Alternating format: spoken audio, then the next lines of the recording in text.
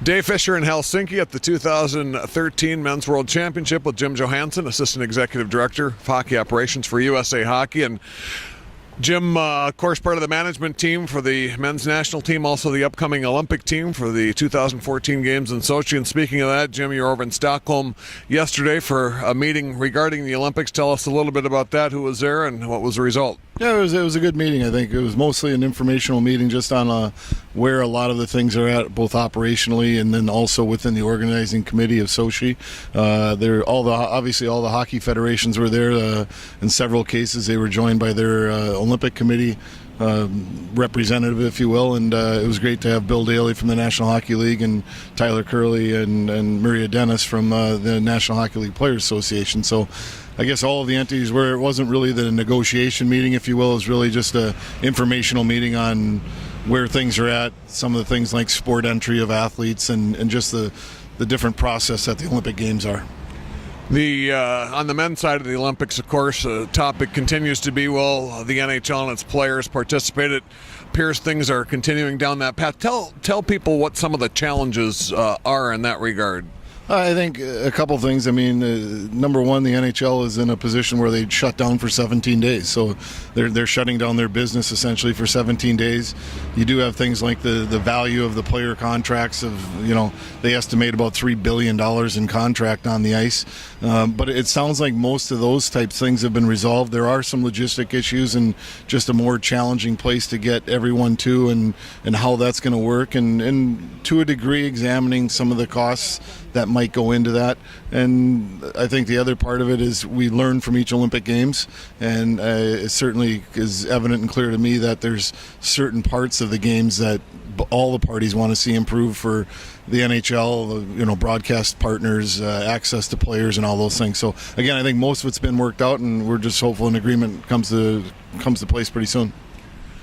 Well, let's talk a little bit about international competition in the United States. Obviously, 2013 been a very successful year to date. It started in Russia, actually, in Ufa, and you were the general manager of the U.S. national junior team with a gold medal there. Talk about the success in that tournament and other international competitions. Yeah, it's been a great year. I mean, as you mentioned, Ufa, Russia, starting off there, and I think what was great hockey for the hockey fans. And it was just prior to the NHL getting back on the ice, so it was the hockey, and I guess we didn't disappoint with a great strong finish to the tournament, and certainly an outstanding performance by John Gibson in the net, but a good team effort as well to win our third World Junior Championship. The heels of that, the women's under-18 team came within 13 seconds of winning their championship in a tournament. They play 5 games, only give up 2 goals, and end up losing the championship. So again, clear dominance by ourselves in Canada in that tournament, but a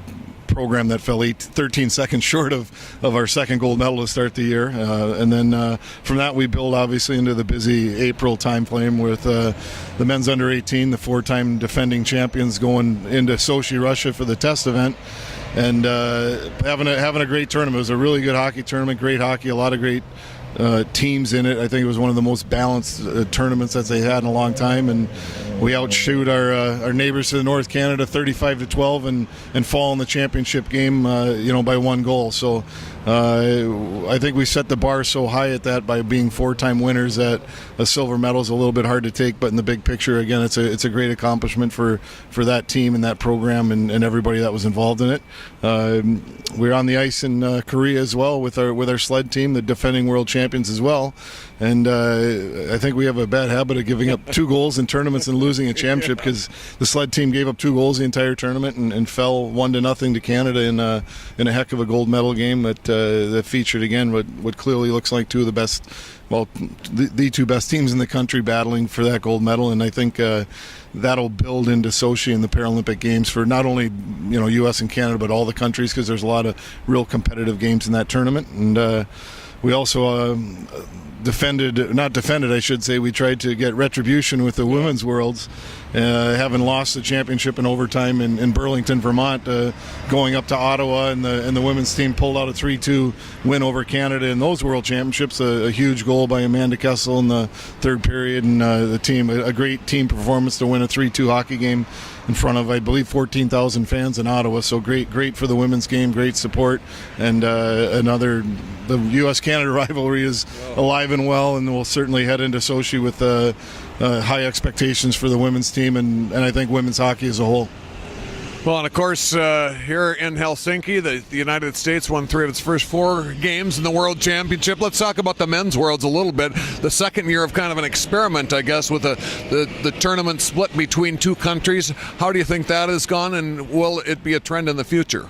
Well, some of it is set in place. I mean, so we do know what's going to happen in 14, 15, and 16 being single country hosted, but there is going to be obviously 2 locations in those places. I think it's been interesting for USA Hockey. We've been in Helsinki both times, so we haven't experienced the World Championships in Stockholm yet. We certainly are hoping and planning to do that on this with this team, but I think parts of it have been good in that the organizers do just a great job when there's only 8 teams. It's just physically it's just easier to handle 8 teams in one location. I think the difficult part is you really don't feel a part of the other side. You don't see Canada, you don't see Switzerland, you don't see the Czech Republic other than trying to catch some games on TV. So you don't quite have the same feel for a 16-team World Championship because you're so focused and living day to day with those in your group. I do think it's something that the IIHF will continue to look at and monitor as to what's best for this championship as a whole. Not only the 2-country format, but 16 teams and the amount of games that we play. It's a 17-day tournament, so there's a lot of things I think to examine, and certainly part of that I think will come out of all of our discussions really with the NHL, the NHLPA, and the IIHF, and just the international hockey calendar, if you will, as a whole. Jim Johannson with us here in Helsinki, the 2013 Men's World Championship. Stay tuned to USAHockey.com for more coverage throughout the tournament.